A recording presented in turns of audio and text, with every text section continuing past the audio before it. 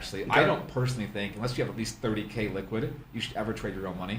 Okay. Because you can get away with accounts, $5,000, $10,000 to trade the micros. The problem with that, though, is that what you're basically saying is that I'm a hobbyist. You can learn how to trade, you can learn the ropes, you can get proficient at trading, right. but you're never going to make enough money for it to do anything to your lifestyle, and you're going to get frustrated, right? So lifestyle meaning like replace your job, or yeah, lifestyle or doing something extra. Get any meaningful amount of money. For the risk and the time it Right, takes. because that's the thing, that's a good point. So it takes the same amount of time to get 1% per day on $1 million, which is 10 grand a day, as it does to get 1% per day on 1,000, you know what I mean? Sure. Which is $10. Right. So same amount of effort, but look at, you get way more juice for the same squeeze. Right. So what we want to hammer home here is that most traders, they want to make money, but they don't know where to begin. So where you should begin is set a dollar amount, right?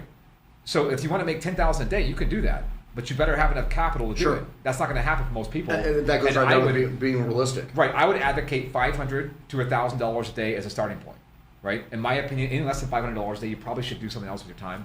Right. Because even just getting the setup, getting the server, and configuring the bot, and understanding it, and taking it all in, you should. I think because most prop accounts, if you're trading your own money, you can get 500 a day quite easily with 30, 50K. And if it's a prop account, 1% is $500. Right. So I think 500 is an excellent starting point.